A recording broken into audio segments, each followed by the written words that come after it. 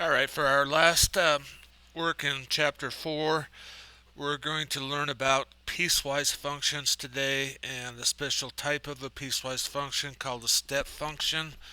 We're actually not going to do absolute values in this course. So a piecewise function is just basically a function that's broken into two pieces based on certain parameters. So if you look at the example here, you see that for x values that are less than or equal to 0, we use the function x minus 2. And for values that are greater than 0, we use the function 2x plus 1.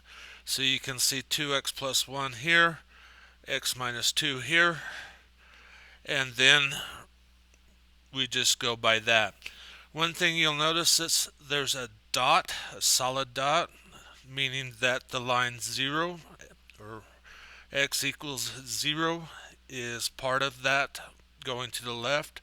Open dot means the 0 is not part of that. So first off, we're asked to use the function above. So we have x minus 2 for x is less than or equal to 0. And we have 2x plus 1 for x greater than 0. And first we want to look at 0. Well, 0 is equal to 0, so we're going to go 0 minus 2 equals negative 2. So f of 0 equals negative 2. We want to evaluate the function when x equals 4. So f of 4, we're going to put 2 times 4 plus 1. We get 8 plus 1. F of 4 equals 9.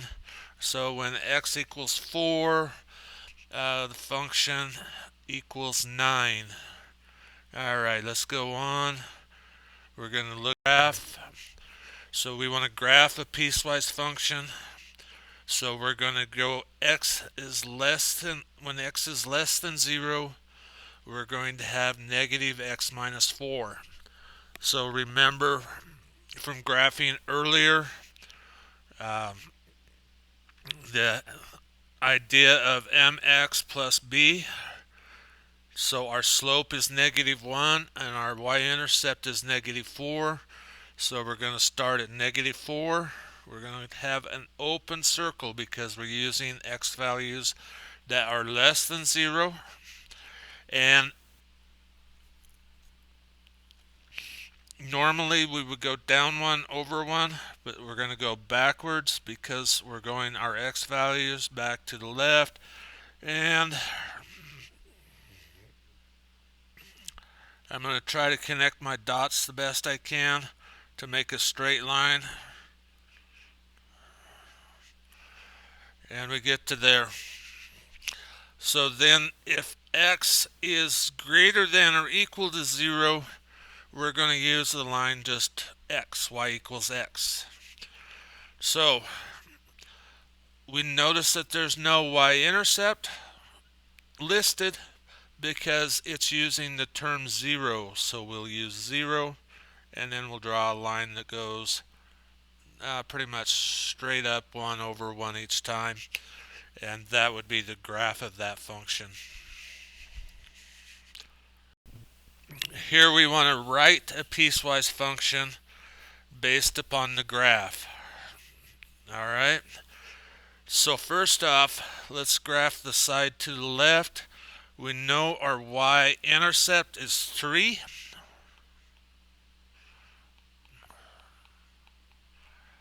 And we know that this is going up 1 over 1, up 1 over 1. So our slope is 1. We don't need to write a slope. We can just use the term x.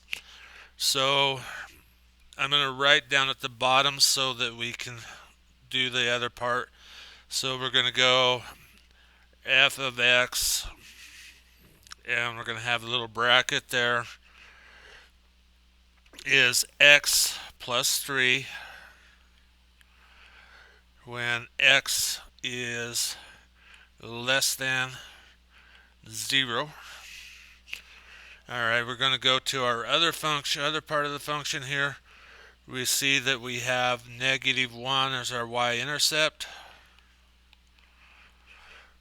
And if we draw a slope triangle, we see that our vertical change is 2, our horizontal change is 1. 2 over 1, which is 2. So f of x is equal to 2x minus 1, and x is going to be greater than or equal to 0. And I can put when in here, I believe, is how it should be written. Or you can use the term if. Lastly, this is called a step function. So step functions are, think of if you go to K&R Rental locally, you rent a piece of equipment for a day. You might be charged a certain amount for the day, and if you keep it for another day, you might be charged a lesser amount based upon use or something like that. Or if you go to a city and you go into a parking garage, usually the first hour is a lot more than additional hours, and then you get a break. So here's our example problem. You rent a karaoke machine for 5 days. So our range or our domain is going to be from 0 to 5 because you may decide not to rent it. So we're looking at that. It costs $50 for the first day and then $25 for each additional day. So we're going to go up here to 50, and where the line equals 0, we're going to have an open circle because you haven't rented it yet. So once you start taking that machine out, it's going to be $50 till you get to 1 day. Now we're going to go up. Each additional day is $25, so we're going to go to the second. We're going to put an open circle again, and then we're going to go over to number 2, and we're going to keep repeating that process until we get to 5.